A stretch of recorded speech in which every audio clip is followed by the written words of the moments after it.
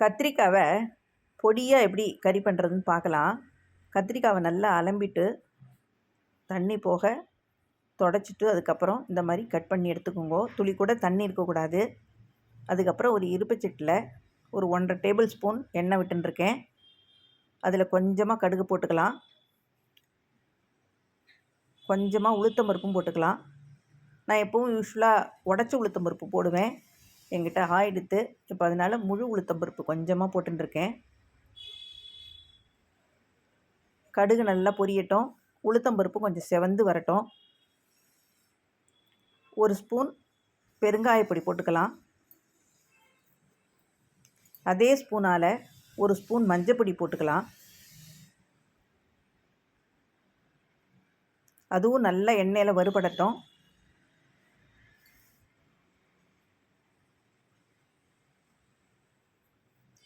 கடுகு நல்லா பொரிஞ்சு வந்துடுத்து. இப்போது இப்போ நறுக்கி வச்சுட்டுருக்க கத்திரிக்காயை அதில் போட்டலாம்.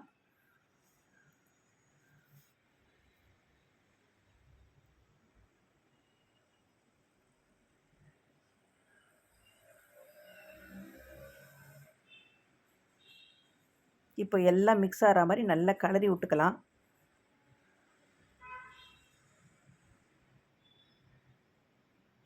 கத்திரிக்காவை கலரும்போது நல்லா ஒன்று சேர அப்படியே நடுப்புற வச்சிடாதீங்கோ. நல்லா ஸ்ப்ரெட் பண்ணுற மாதிரி கலரி விட்டுடுங்கோ. அதுக்கப்புறம் அதுக்கு தேவையான உப்பை போட்டுக்கலாம்.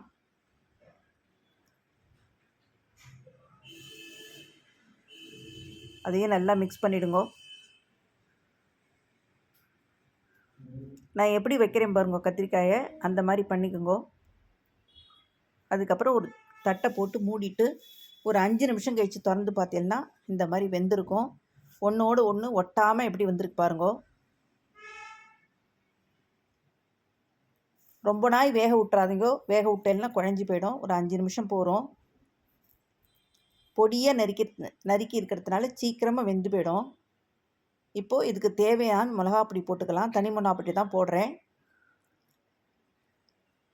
அந்த ஸ்பூனால் நான் சின்ன ஸ்பூனால் 2 ஸ்பூன் போட்டுருக்கேன். அதையும் நல்லா மிக்ஸ் ஆகிற மாதிரி கிளறி விட்டுக்கலாம். கிளறி விட்டுட்டு திருப்பி இந்த மாதிரி ஸ்ப்ரெட் பண்ணுற மாதிரி வச்சுருங்கோ. இப்போ இதுக்கு மேலே மூடி போட்டு மூடாதீங்கோ. அப்படியே விட்டுட்டேன்னா நல்லா ஃப்ரை ஆகிடும். சிம்மில் வச்சுருங்கோ அடுப்பை.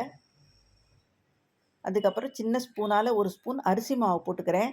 அரிசி மாவு நான் போட்டுருக்கேன். கடலை மாவு இருக்கிறவா கடலை மாவு போட்டுக்கலாம். இப்படியே விட்டுட்டேன்னா நல்லா ஃப்ரை ஆகிடும். நல்லா கரன்னு ஃப்ரை ஆகிடும். பார்த்தீங்களா, அடியில் உள்ள எண்ணெயே இல்லாமல் நல்லா எல்லா எண்ணெயும் மேலே வந்துடுத்து பாருங்கோ. கறிக்கு வந்துடுத்து பாருங்கோ. சூப்பராக ஃப்ரையாக இருக்குது. இந்த மாதிரி ஃப்ரை விஜிங்கிறவா கேட்டிருந்தா, அவளுக்காகவும் எல்லாரோடையும் ஷேர் பண்ணிக்கிறோங்கிற எண்ணத்தில் எல்லாருக்கும் போட்டிருக்கேன். பாருங்கோ. நீங்களும் இதே மாதிரி ட்ரை பண்ணிவிட்டு எப்படி வந்திருக்குன்னு எனக்கு கமெண்டில் போடுங்கோ.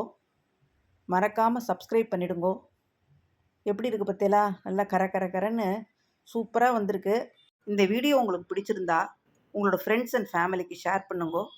தேங்க்யூ.